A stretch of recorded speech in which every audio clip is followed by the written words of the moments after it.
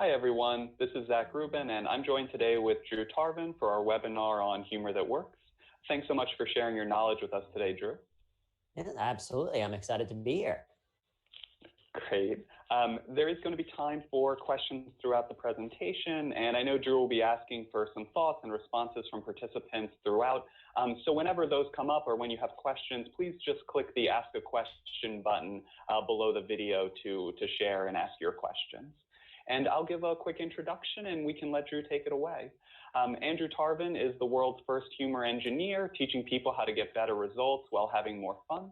As a speaker, he's delivered more than 500 talks to thousands of people from prestigious organizations all over the world.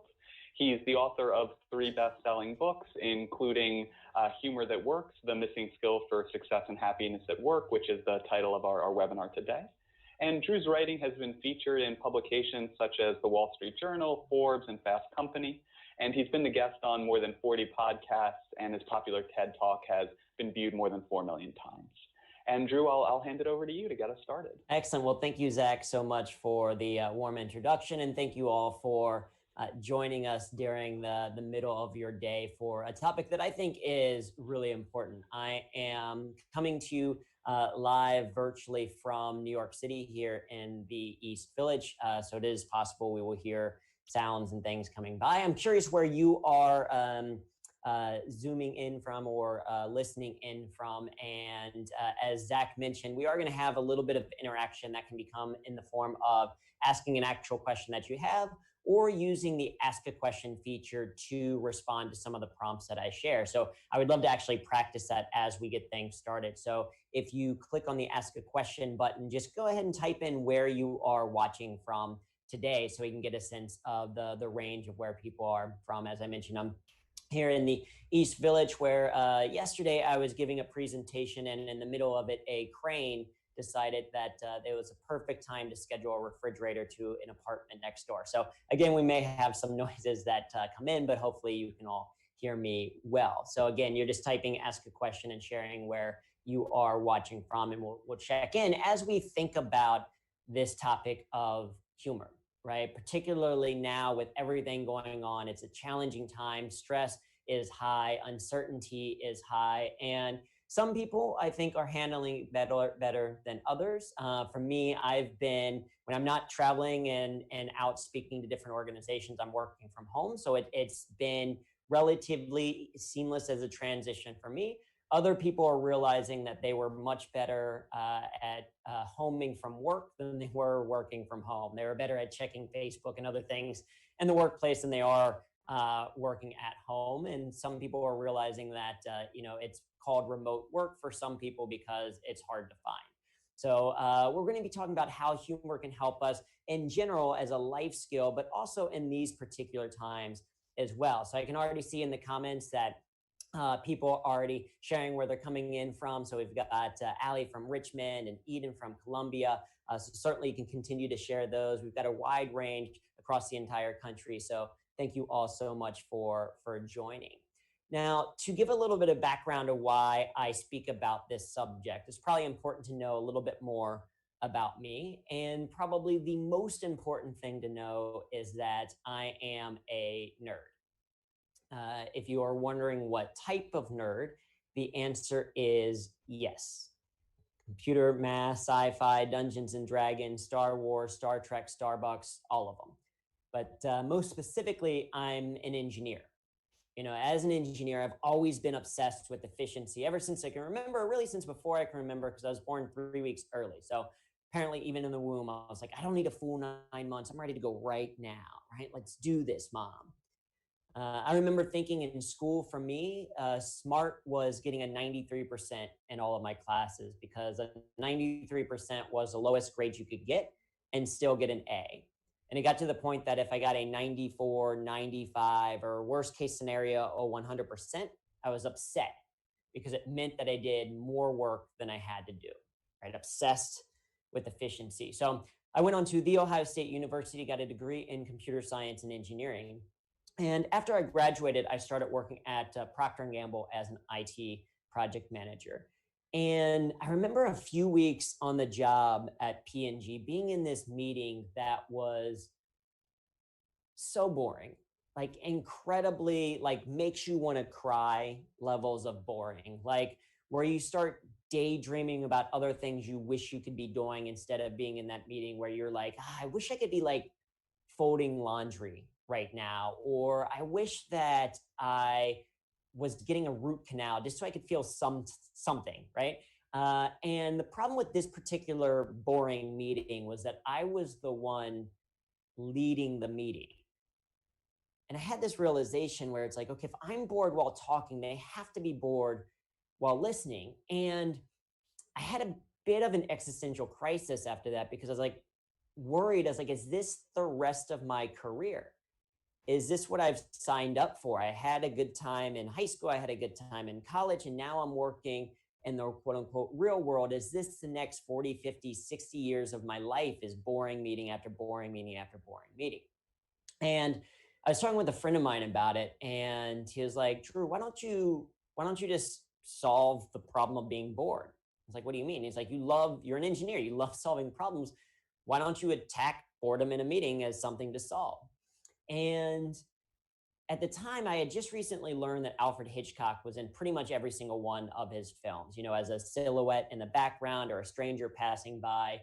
And I was like, okay, maybe I can solve boredom for myself. Maybe I can add a little bit more fun, and maybe I can be like Alfred Hitchcock and be in every single one of my presentations. And so I started adding images of me in each one of my presentations, even if it was a presentation on sales or our retail sales 2.0, or like an analytics tool.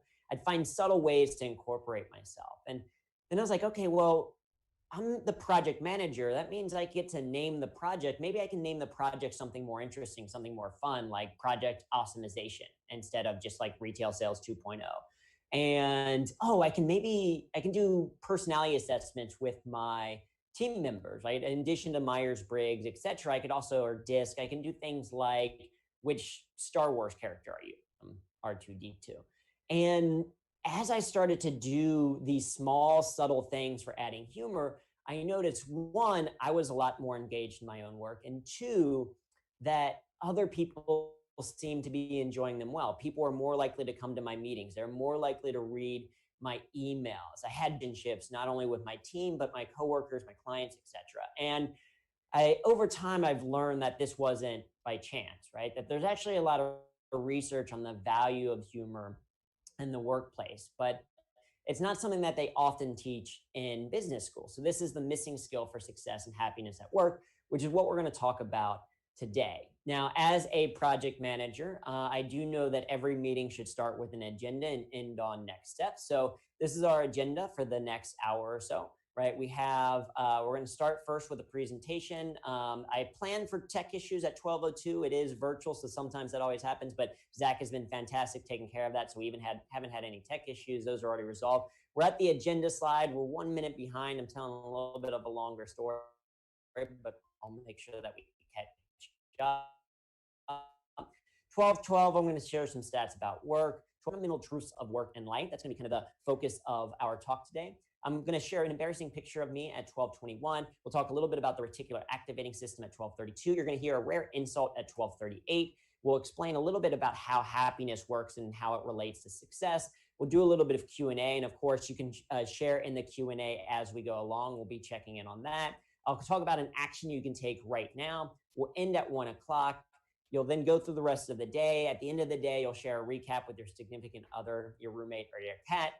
You'll decide you're going to try humor tomorrow. You'll go to sleep at some point, and then you'll wake up in the morning ready to use humor to either conquer the world or maybe at least your project. So that's not just, that's not only just the next hour, but the next almost 24 hours. And that last line is actually the most important because, as I mentioned, I'm an engineer. This is going to be a conversation about humor. So hopefully you will smile. Hopefully you will actually even laugh at least a couple of times. And the person, whoever you're living with currently will kind of be like, what are you watching? It is humor. So normally I'm used to hearing the laughter from an audience. I don't have that here. So I am going to just assume that every joke that I say, you all think is hysterical and hilarious. It just helps my mindset a little bit better. So I do hope that you laugh. I hope that you smile. I hope it gives you a chance to reflect a little bit. But most important is I hope it gives you something that you can do differently as a result of today, right? I want you to be on the lookout for that thing or handful of things that you're going to do as a result of spending this hour together with us. Because I'm curious of how many of you are constantly learning. You can go ahead and raise your hand, even though I can't see you, I'll kind of feel that it's kind of happening. So you can raise your hand if you are constantly learning. You know, is there anyone who's like done learning? Is there anyone who's like, nope, my brain is full? Right? Like, probably not. The fact that you're on this webinar, that you're constantly wanting to learn, right? And so that's a process that we all have to go through. We're constantly looking, trying to achieve something more. And so I'm curious, go ahead and in the ask a question feature, share what is it that you're currently looking to work on? What are you currently trying to learn? Maybe you're trying to figure out how to manage stress a little bit better with all the circumstances. Maybe you're trying to find ways to stay motivated while working from home or in a different environment. Maybe you're going through this process of how do you still build relationships with your team members or your potential clients in a virtual environment. Share those thoughts kind of in the comments so that we can come back to them, because, you know, everyone's constantly working on something, because we always have to be evolving just to keep up, let alone get ahead. And it's important to think about what are we trying to accomplish. So checking in on the comments, what are people trying to do? People wanting to know about, so people are asking a little bit maybe about that idea between efficiency versus effectiveness. You can certainly share other comments of what you're trying to work on, what you are trying to achieve, what you hope to get out of maybe this program or some of the other programs that you are going to go through, right? So some people are saying, yeah, how do I actually be a leader in crisis? Great one from Courtney. How can you be someone now from a virtual environment? People are saying, okay, how do I actually follow through? How can I execute a little bit more effectively? I can create a plan. How do I actually follow up on that? And some people are saying, okay, how do I get a job? Can humor help me in the job search process? Absolutely, right? These are all things that humor us to achieve. You know, for me, what I'm trying to work on, what I want to do is I want to just learn to be as happy as people in stock photos.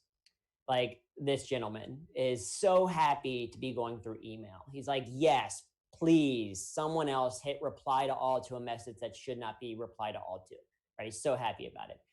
This group is super happy, probably just because they're hanging out, right? This is before social distancing. They're all doing high five, something that we're not doing as of right now. But none of my meetings at P&G ever ended in high five, so I was maybe doing something wrong. I do want to kind of be like this woman. She's so happy to be kind of on yet another Zoom meeting, but that's okay. Even when she's in work mode, she's happy. I just want to be like her. When she's working outside, she's happy. When she's in a different office on a different computer, she's happy. She's so happy that she's even happy to do questions, right, with people to answer the surveys on the street. She loves the fact that she just moved, so excited about boxes everywhere. She's not happy when she has a toothache, but it's okay. If she goes to the dentist, she's happy again. And I just want to be like her, constantly happy no matter what's going on. And there is actually the ability to get to kind of that level and to find success and happiness at work. It's not actually going to be about changing so much about what you do, right? It's going to be more about changing how you do it. Because if you think about it, the what of work, even in this virtual environment, the what of work doesn't change, right? Even now, there's still 5 core skills that come up when it comes to working. First is, as a skill, you have to be able to execute. You have to be able to send an email or, you know, clean the floor if that's your job, or shave an alpaca if you're working on a farm. You have to be able to execute, complete a task. Next, you have to be able to think. You have to be able to solve problems. You have to be able to create a strategic plan. You have to be able to figure out like why Wi-Fi isn't working. That's a very crucial problem-solving skill as of right now. You have to be able to communicate. You have to be able to listen. You have to be able to share ideas in a way that other people understand. You have to know and learn how to unmute your mic so that you don't spend 30 seconds talking and then saying, oh, whoops, I forgot to unmute myself, right? You have to be able to communicate in an adapting environment. Next, you have to be able to connect. You have to be able to relate to other humans, and increasingly more with like technology, like can you connect to Alexa and to computer? Actually, Alexa just went off there. I don't know how many of you have a listening device at home. If you do, hopefully you're like me and you are saying please and thank you to those devices. I do it, one, because I want to make sure that they keep working, and two, if there is a robot uprising, I want Alexa to be like, you know what, he was one of the good ones. Right? So you have to connect. And then finally, you have to be able to lead. You have to be able to influence people to some type of common goal, right? Courtney sharing the comments of saying, how do you actually lead? How do you influence people? And this is true whether you are the leader of an organization, or it's true if you are brand new to something and you're just trying to influence people to do something. And so you'll notice that these skills don't change given the fact that we're now in a more remote environment. It just, how we do them changes. The other thing to note is that every job is some subset of these 5 skills. It's going to change kind of percentage wise. And it turns out that we as Americans are not so good at how we do these things, because at least prior to COVID and everything happening, 83% of employees felt stressed at work, right? So many of us have probably felt like this woman in the CVS, right? You go to the store, you're looking just for toilet paper because you're out. You're not trying to hoard it at all, but there isn't any, and you just want to like break down in the aisle, right? So we're all feeling stressed out at work. 55% of employees are unsatisfied with their jobs. In fact, here in the United States, more people believe in ghosts than like what they do for a living. Think about that. That's crazy. That means to the average person, they're like, I want to kill my boss, but I can't because then they come back and haunt me, right? 55% unsatisfied with their jobs, and 47% of Americans struggle to stay happy. Of course, it's even worse in Disney World, where statistically only 14.3% of dwarfs are happy. That's 1 out of 7 for the math people. But what it means is that 70% of the workforce is disengaged, costing the US economy up to $500 billion in lost productivity every single year. It means that the current way of working isn't actually working. But you also don't need the stats to know that. Particularly right now, success for a lot of people is just making the day tolerable. So I'm curious, also in the chat and the Ask a Question feature, share what are some of the biggest barriers to you being successful and happy at work right now? What are some of the challenges? Maybe it is that we are in a remote environment. For the extroverts, maybe it's that they aren't able to meet in front of people and they're not gaining as much energy. For the introverts like me, it might be that, yeah, you get to stay at home, but maybe more people are at home now and you don't actually have that same quiet, same solitude that you had before. You might be finding motivation a little bit harder. It's harder to get work done with all the distractions, or yeah, you could work on a project, or you could, clean the dishes or fold the laundry or something like that. Maybe some people are on the opposite side. It might be that turning it off. It's hard to separate work, right? When you don't have that commute to actually go home from, it's hard to actually separate work. So I'm curious to check. So we'll see what kind of comments people are sharing in terms of what are some of the challenges that they're experiencing. Yeah, how do you remotely engage individuals, right? So this is where humor becomes very valuable. How do you see the humor in things, right? Mary's sharing, how do you see the humor in spite of the circumstances? Right? Not being Pollyanna or perky and positive all the time, but still finding the humor. We're definitely going to talk about that coming up. How do you keep things alive, right? For some people, yeah, working in a remote environment is, it's maybe a slight change. For some people, it's drastically changing their business. And so how do you double down and focus on benefits over features? How do you then adapt to things and still provide value to people, right? These are the challenges that we have. And so it's important to understand that even then, even with these challenges, even with what's going on kind of around the world, there's still 3 fundamental truths about work and life that stay the same, right? And this is going to be our framework for thinking about today. 3 fundamental truths that I've learned with working with over 250 organizations all around the world, ranging from, organizations like Microsoft and IBM to groups like the FBI, to the Red Cross, to the United Nations, right? Working all around. We've done, programs in 30 countries on 6 continents. And these things seem to be true regardless of where you go, where you work. The first truth is that you are what you repeatedly do, right? You are defined not by your personality assessments, but by your actions. So, for example, for me, I've done over 1,000 shows as a stand-up comedian, improviser, storyteller, spoken word artist. I've spoken and performed in all 50 states and 30 countries on one planet, this one. And I recently went to my high school reunion. This was many years ago. And people found out that I did comedy and they were like, but you're not funny. And in many ways, they were right, because I will tell you that this is not the face of funny, right? This is me in high school at a high school prom. There is a lot that's funny about this picture. None of it is intentional, right? It's hard to tell there, but I've got the blonde tips like I wanted to be in a boy band. That matched with some Harry Potter glasses. I'm wearing a suit that is far too big for me. The theme to this dance was Into a Dream. I'm like no one's dream in this photo. And growing up, I was never the life or the party of the class clown type person. Like I said, I'm a nerd, I'm an engineer.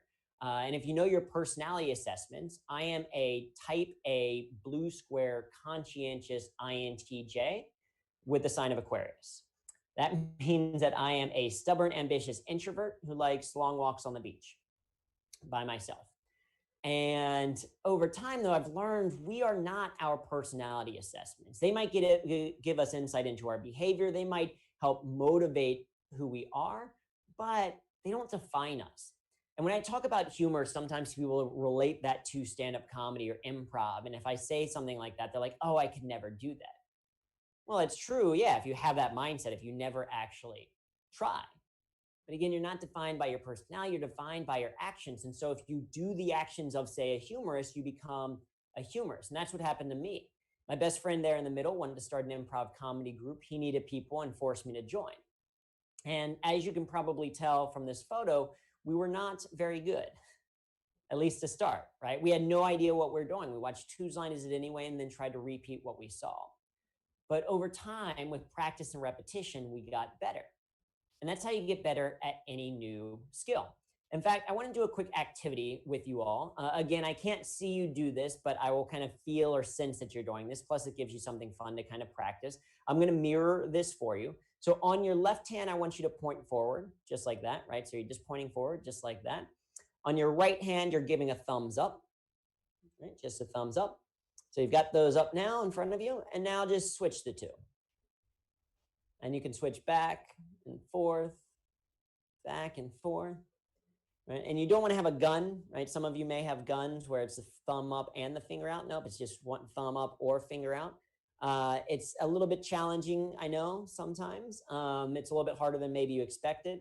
Sometimes doing one hand at a time at first helps, or like weirdly doing the old Nordic track approach kind of helps, right? But I love this exercise. You can keep working on that if you would like. But I like this exercise because it's a simple demonstration of the conscious competence learning model, which you may be familiar with, the 4 stages of competence, which says that whenever we learn a new skill, we go through 4 stages. The first stage is non-conscious incompetence, right? You are unaware that you can't do something or unaware of how you do something, right? You're non-consciously incompetent. So don't even realize you could do it. So if I came up to you on the street and was like, hey, do you think you could do this? First of all, you'd be like, why is this weirdo approaching me like this? Social distancing, keep at least 6 feet away, right? And then second of all, you'd be thinking like, I probably could, right? Seems to be pretty easy. It doesn't seem to have any difficulty with it. So then you try it and you realize it's a little bit harder than you expected and you become consciously incompetent. You are now aware that you can't do something. Right? And that's actually an okay spot to be in because you at least recognize that there's a gap between where you are and where you want to be. So then you take a workshop, you spend an entire weekend on this, or really about 5 minutes. It takes about 5 minutes of really concentrated effort. And you get to the point that you're consciously competent. When you really think about it, you're able to do it. And then with more practice and repetition, you get to the point that you're non-consciously competent. Don't even have to think about what it is that you're doing. This is true when you're learning any new skill. It's true when you're first learning how to walk. It's true when you're learning a new language. It's true when you're learning about a new environment, such as working from home and finding your remote routines and what actions actually help. Right now, you might be from remote work, you might be in the more consciously incompetent phase. Like, this is harder than I expected, or I have to put so much effort into it. recognize that it can start to become more of a routine. You get used to it. It's not always going to feel this challenging to do. Humor is the exact same way. If you want to become a humorist, all humorists do the same thing. They create, they perform, they review, and then they repeat, right? It's very much like programming. I think that's why as an engineer, I like it. It's a very iterative approach. You create, you perform, you review, and you repeat, right? Just trying that. Of course, depending on your skill level, you're going to be at different levels, but as you continue to do that, you will get better over time. And you see that happening even now in a virtual environment, right? The comedians out there, they're still creating humor, right? The talk show hosts are still creating programs from their bedroom, from their bathroom. Colbert was in his bath the other day, right? They're still actually creating, they're still getting it out there.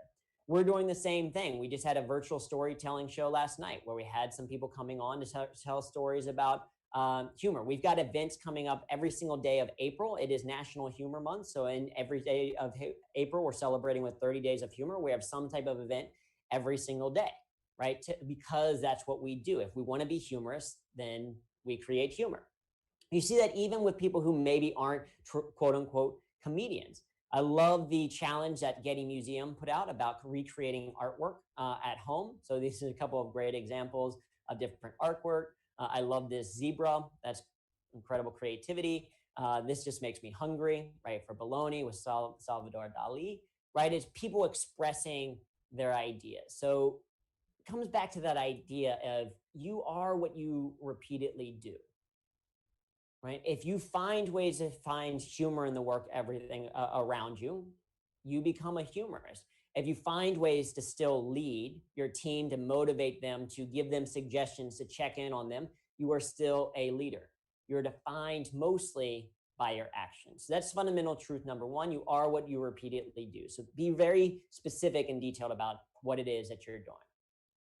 Number two is that you are the author of your own story. So back when I was at P&G, I received this email in 2007 that would change my life. Of course, I had no idea that it was going to change my life. I didn't even respond to the email for like 2 months, I think. But this was an email from a woman named Marnie at P&G. And I had been telling people that I was doing stand-up and improv because I'd started in college, still did it while I was working, and was telling people about different shows. And she sent me this email saying, like, are you a comedian? Which felt almost aggressive. But I think it was out of politeness. And she was like, I'm looking for someone to talk about the value of humor in the workplace. She had done some research. She wanted someone to talk about it for her networking group. So she's like, would you do it? And I was like, sure, absolutely. Right. I'll go and I can tell some jokes about P&G. And then after that, I can talk a little bit about the research that she shared. And I did it. And I fell in love with speaking. Because speaking was stand up with a message. I can make jokes, and then I could also tell people how to get better, how to do things a little bit more effectively. And so a year into my career at Procter & Gamble, I proclaimed myself the corporate humorist of P&G. You know, I wrote a blog about it, different blog posts about some of the different brands. At the time, there was a 5E model of leadership at P&G, so I wrote the 5F model of unleadership, because I thought it was important for people to recognize all the things that they were doing that were demotivating the people around them in addition to motivating them. I also did an internal competition for Pringles, which they owned at the time, creating my own little Pringles jingle for them, which included this fantastic line that I'm a Pringles man with my Pringles can, so won't you do me a favor? I have to know, so please do show, yo, what's your flavor, right? So we can see why I never had a rap career at all. But yeah, so I proclaimed myself the corporate humorist. I got business cards made, did these blog posts, and I assumed that eventually someone would stop me, right? Someone from HR or legal would come up and just be like, hey, you can't just create your own job title. But no one ever did.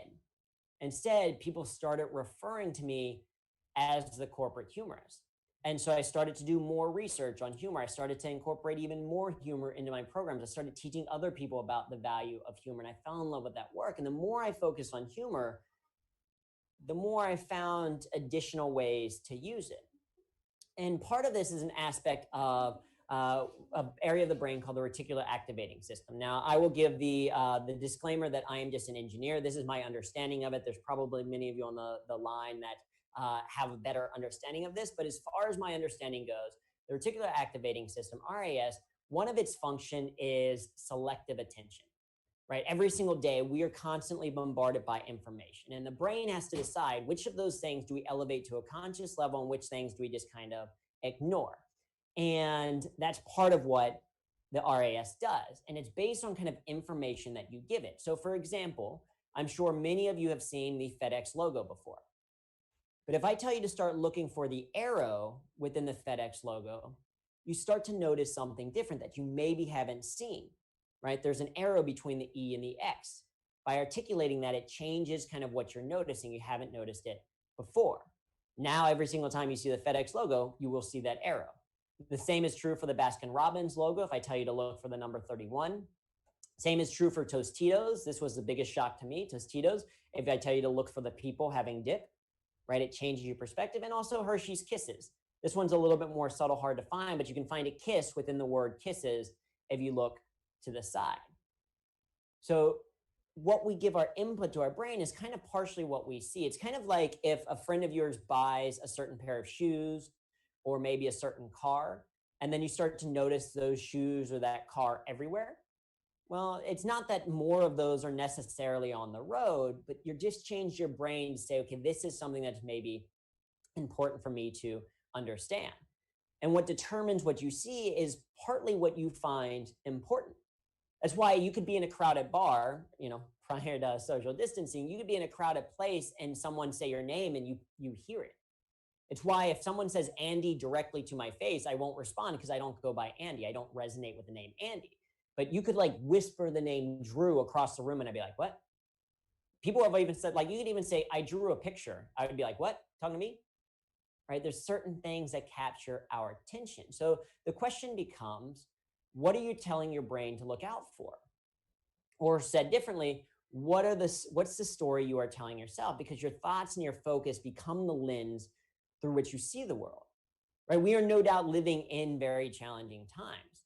If that's the only thing that you focus on, then you're going to see everything as challenging. You're going to see all the different ways that it's difficult. But if you can find humor in the situation and train your brain to be looking for humor, you can start to see other things, right? You can see great YouTube channels like John Krasinski's Some Good News, right? Focusing on some of that positivity. You can see that artists around the world are finding ways to still connect, to give their art, and a lot of giving it for free. Like the Social Distancing Festival is just a list of a bunch of different places. They're visual artists, dancers, musicians, opera singers, all connecting and sharing these things out there as a way to connect with people still from an artistic, creative point of view. You can see that there are webcams, a bunch of free webcams. So yeah, maybe you don't have the most perfect view outside your window, but you can hop on a webcam and live stream the beach or the mountains. Or if you're missing Times Square with no one in it, you can live stream Times Square. Or if you really need to, just live stream puppies in the background. So the question is, what is the story that you're telling yourself? What are you focusing on?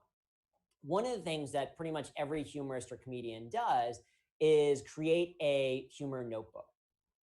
Because if instead of holding on to the moments that are causing you stress or telling us that, oh, the situation is terrible, or I currently hate my job, or the job search process is awful, or whatever these kind of negative things are that you're telling yourself, if you start to say, okay, how can I find the humor in this, right? Capturing a humor notebook where you basically, anytime you have those interesting ideas, you write them down, that can help to be basically your humor activating system. You start to notice things. Oh, that's interesting. Right? Oh, I hadn't thought about that. So I'm actually curious, in the Ask Questions section, share if you've had any kind of interesting thoughts throughout COVID or about the virtual experience. Any kind of oh, hey, this is interesting, or I've never noticed this.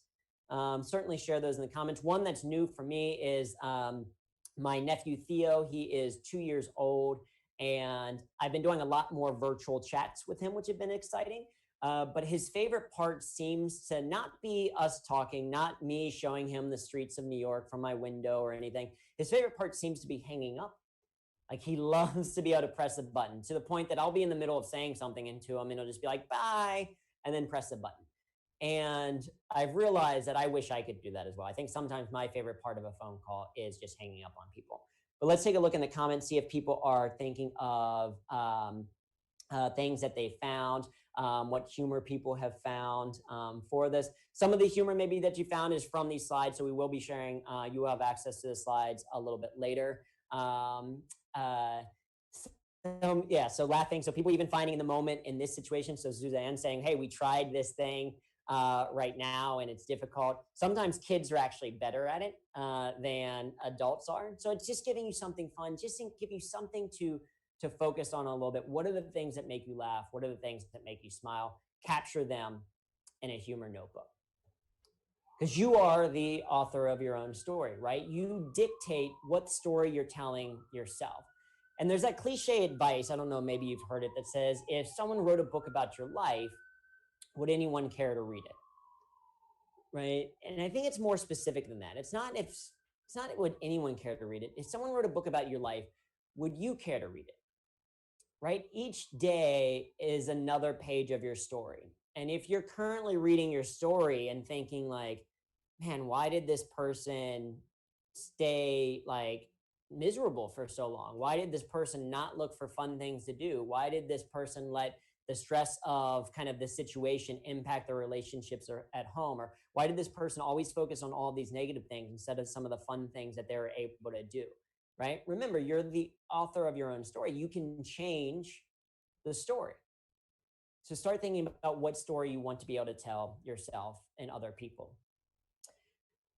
And then finally, you are the third fundamental truth, right? So those are our first two, right? The third fundamental truth is that you are responsible for your own happiness, right? It doesn't mean that you are in control of it. It doesn't mean that it's easy, but I think that you ultimately are responsible for it.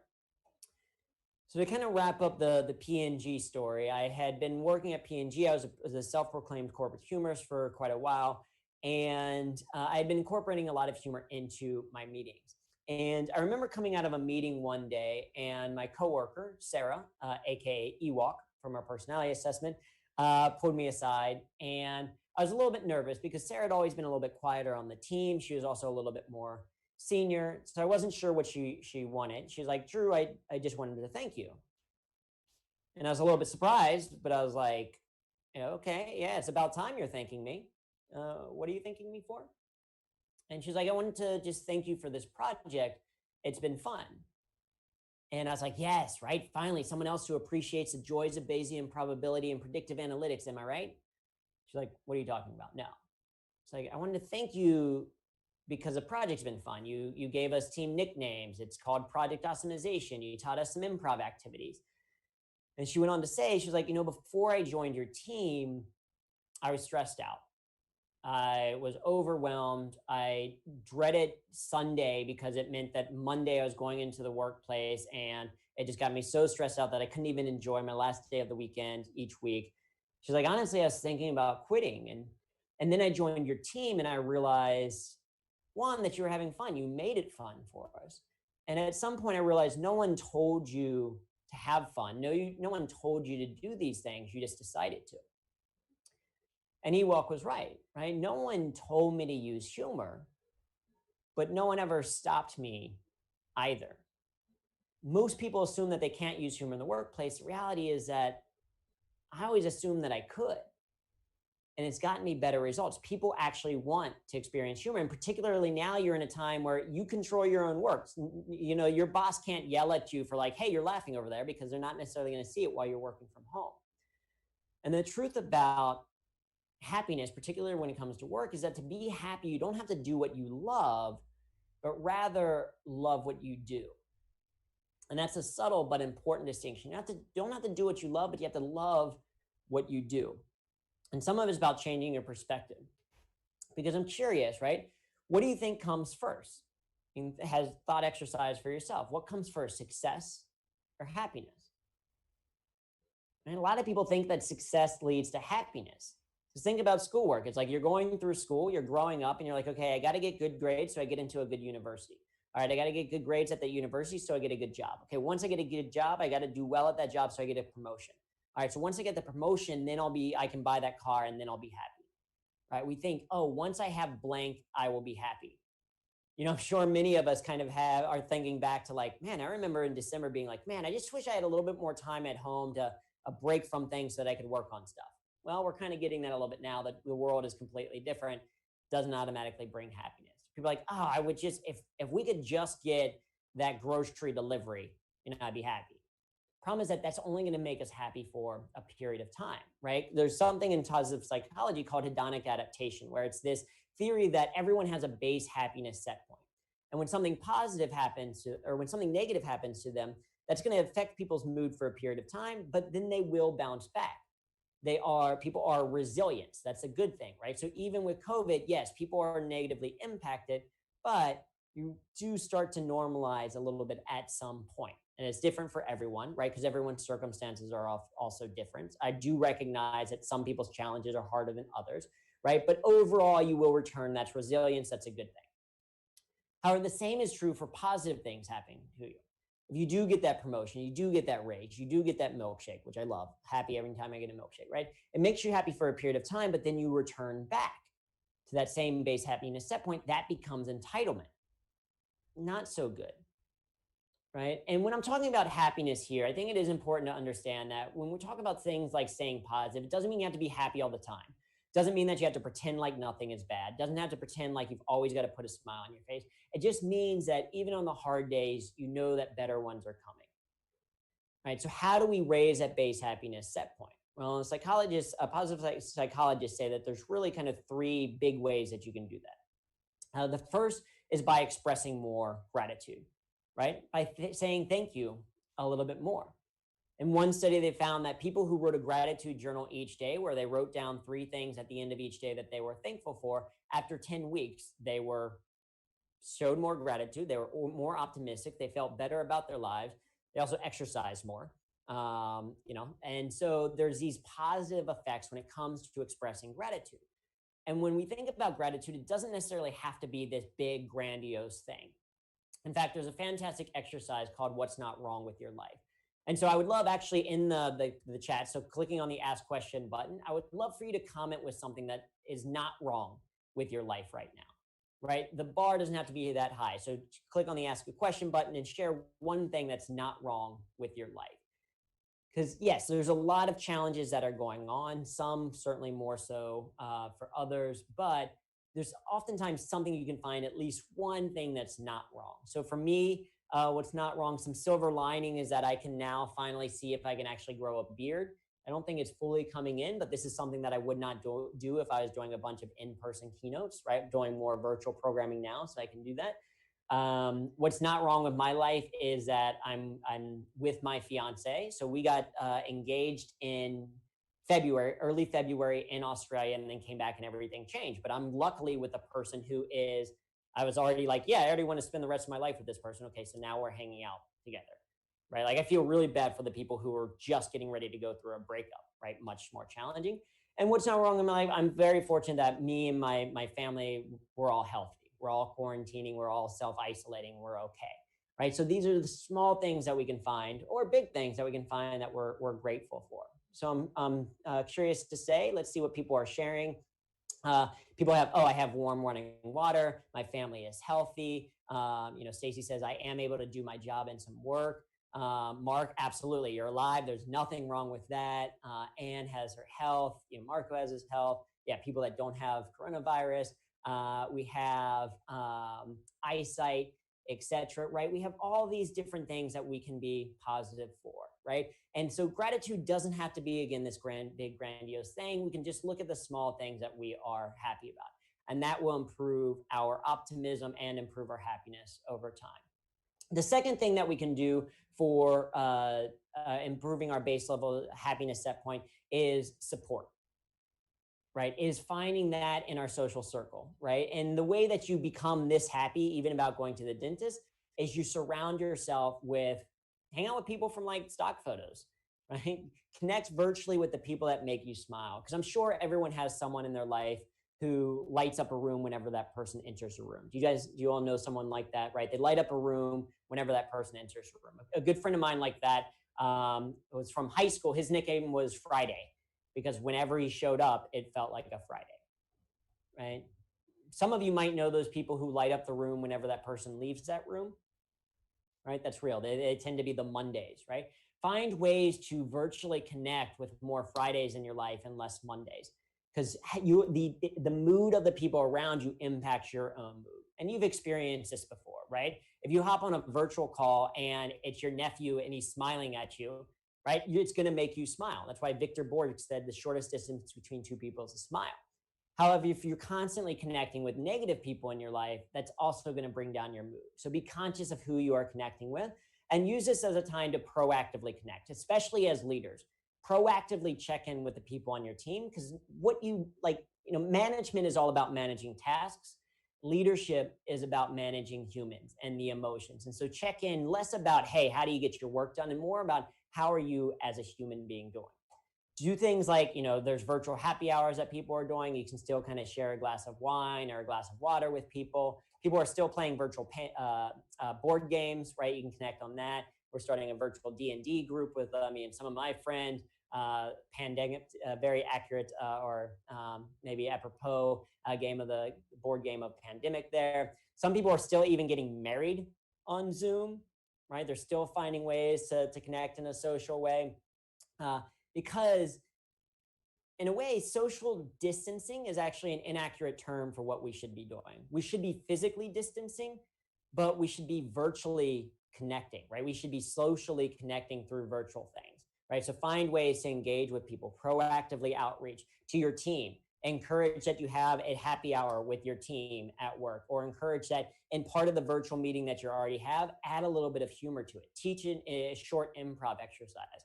Ask an interesting question where people go around. Have people kind of show cool things that are in their views. So for example, when we do this, I show people this cool Wi-Fi touch lamp that we have. So I have this in my home. My mom has one. My brothers all have one. When I touch it, it turns a certain color, and it turns that same color in each one of their homes. If they touch it, it changes a color and it comes back, right? So that's a cool thing. It gives me a story that I can share, connects to the human piece of things. So find more social connection. And then finally, of course, use and incorporate humor, because people who use humor in the workplace are more productive, less stressed, and happier. This is me on the end. I'm the youngest one. I'm the baby. I'm the youngest of three boys, because I think practice makes perfect. And you can see in this photo, I'm so happy. Even though I have a boo-boo on my head, I'm still so happy. And part of it is that growing up, we always had a lot of fun. Right. And sometimes people are like, but I don't know how to use humor in the workplace. I don't know how to do it appropriately. And the answer is you're more capable than you realize, particularly when it comes to humor in the workplace. It's less about trying to be funny. The goal is not for people to be like, oh my God, you're so hysterical, you should do stand-up comedy. It's less about being funny, and it's more about just having a little bit more fun. So it's doing things like these sewer workers, having a sense of humor about some things going on, right? Ninja Turtle search in progress, right? This gentleman who's recreating his daily rituals and commute by working from home and taking his commute via the subway. This gentleman who I think is fantastic. He not only had a green screen, he wears a green suit. And so now his background for his Zoom meetings can simply be just his floating head, right? Finding ways to have just a little bit more fun. That's what we're talking about. Simple things that you can do for yourself. All very easy to do. You can just simply Google examples of COVID humor, and you get tons and tons of examples of humor. Because the thing about using humor in the workplace is you don't necessarily have to be the humor creator, but instead you can be the humor curator, right? You can just find interesting images, videos, messages, quotations, jokes that other people have created, and then use that as an opportunity to share with your team or with your family. Right? Just small, subtle ways to think and make things a little bit more fun. So we're going to go into a quick recap, and then I'll answer a couple of questions in the chat, and then we're also going to close. So if you have some questions, you can go ahead and start to type those in there. But here's our recap, right? This is the agenda that we had before, but the thing that I want you to think about isn't just what I've talked about, but how it's been done. Right? Because people are like, yeah, but what about specific strategies for using humor in the workplace? Well, one, it's leverage your own sense of humor. We've talked a little bit about a couple of different ideas, but more it's about convincing you to want to do them. Now you can reflect back to this and think, oh yeah, there were a lot of images that were used. Okay, I could use images in my presentation. Oh, there's interaction in the chat by asking people questions. You could do that on a Zoom call with people. You can ask people questions like, hey, what's something interesting in your room? Or what's the first thing you remember buying with your own money? Or hey, what's not wrong with your life? Right? As a way to connect with people. You can share interesting stories, right? I've told multiple stories about how I've grown up. So sharing stories becomes even more valuable as part of a presentation technique. You can work on jokes. You can join us for National Humor Month if you want to learn and elevate the actual specific skill. But these are all things that you really know how to do, right? It's stuff that's already there. It's just tweaking a little bit more. It's about being intentional about using humor every single day. So we're going to jump into the questions real quick, see if people have questions. We'll take a look at some of those. People have shared, certainly, I like the going back and reflecting on the what's not wrong with your life. But if you have any questions about humor in the workplace, please share those. Also, if you did post a question earlier, I probably won't see it necessarily at this point just because of all the other comments that come in. So if you want to repeat that question in the comments, you can do that. And we'll get a sense of what people are looking for. And as we wait for those questions, just as a quick recap, these are what we've talked about. The last one is that you are responsible for your own happiness. And we can get into action items here coming up. So questions in the comments. I know people have talked a little bit previously about they wanted to know, hey, how do I still use humor as a leader? I think one of the biggest things that you can do as a leader is to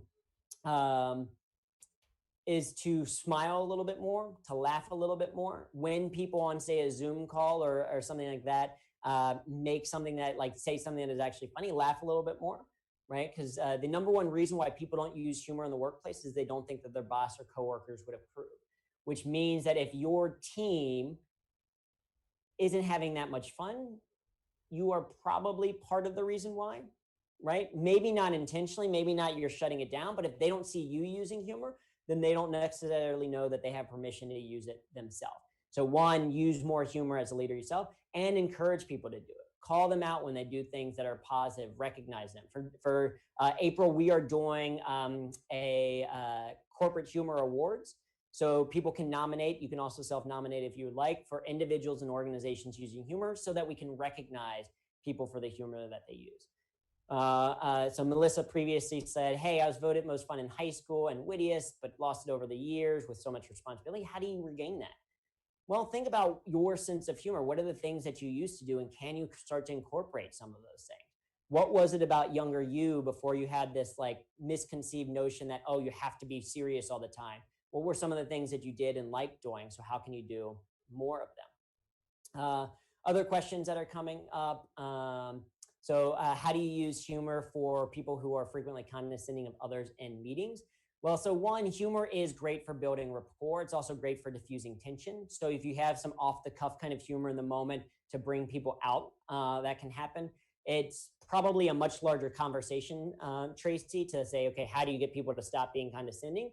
But to handle it, you can always follow up with people to check in on them, right? Even if you're not a leader, if someone's been condescended to, follow up with them after the meeting and say, hey, just want to check to see if everything's okay. Find a way to laugh. Not necessarily aggressive humor towards the other person, but find some positive affiliative humor that you can use in that situation. So Kylie asked, any safe suggestions to introduce humor in a traditional work environment when you're a younger professional and new to the job? Great question. A couple of things that I would say is, one, start for yourself. Find humor for yourself rather than focusing on what humor can I use and do a big story and everything in my presentation. How can you use humor in your own work? So when you are reading emails, how can you use humor to make the process a little bit more fun for yourself? What I do is I read each of the emails in a different accent in my head. That keeps me engaged, something a little bit fun, or I can listen to music. And then start to introduce it subtly and slowly. Like maybe introduce it with a couple of people that are more your peer when you're giving meetings. One of the other core areas around effective use of humor is not using humor just for the sake of humor, but being clear on why you want to use humor, right? Part of what we train in our workshops is on the humor map, which stands for your medium, your audience, and your purpose. And that purpose being the most important piece, right? Because it's not just, oh, I want people to think I'm funny. You don't want to be Michael Scott from The Office where you're doing it out of validation, but instead you're doing it like, oh, I'm going to use a story at the beginning of my presentation so that people pay attention. And then I'm going to connect that story to my main theme of the presentation so that people remember it longer. Or I'm going to use humor at the ends of my emails so that people enjoy reading my emails and they start to open them more frequently, right? Be clear on what reason you are using or why you want to use humor in that particular regard. And then people will think of it less of like, oh, that person's trying to be funny, and more of like, oh, that I'm really engaged whenever you present or whenever you speak or whenever you write. So that was a great question there. Mary asks, how do I make sure that I do it, that I don't do anything inappropriate? That's a common fear that people have, is how do I use appropriate humor? So I think a couple of things to keep in mind, and this kind of relates to some of the other questions that people had, but there are typically 3 reasons why humor is inappropriate. The first reason is that it has an inappropriate topic. So using humor in the workplace is not an excuse to then talk about topics or subjects that you would not use otherwise. So it's not an excuse to then talk about sex, drugs, or rock and roll, right? So it could be an inappropriate target. So make sure you stay positive, inclusive, and PG for what you're talking about. The second reason why it's inappropriate is that it has an inappropriate target. So some humor is target, right? So Kathy mentioned, like, yes, sarcasm does not equal humor. Being sarcastic or aggressive towards someone isn't necessarily. It can be fine with friends. Banter back and forth can be fine with friends. It can be great for, The Office or other TV shows. It can create great humor, not necessarily appropriate for the workplace. So you don't want humor that has a very specific target where you're making fun of someone. And then the third reason why it can be inappropriate is that it comes at an inappropriate time. Right? Humor is just a tool. It's just a strategy. Doesn't mean that it's always going to be welcome. Doesn't mean that it's always going to be perfect. Particularly now, it's very important to kind of recognize, I think humor is definitely needed, but that doesn't mean that it's needed in every single moment. Right? If you are having a conversation with a coworker and they're talking about how someone who they are very close to and near with passed away because of these situations, it's not the time to then make some jokes about that. Right? Because it is still a very challenging time. We need humor, but there also needs to be appropriate humor. So think about the timing of that humor as well. The general rule is that I think is helpful is think about the newspaper rule. Newspaper rule says that would you be comfortable with whatever it is that you said or did showing up in the front page of your hometown newspaper? And if you're like, I don't know that I'd want everyone to read this comment that I made or this thing that I said, probably not appropriate for the workplace. And then we'll take one last more before we wrap up. So to Jose saying, I'm a perfectionist. How can I accept things less than perfect? One of the things, improv is help. If you are interested in really improving your skill as a humorist, I think every person on the planet should take an improv class because you learn human skills, you learn listening skills, you learn how to be more present.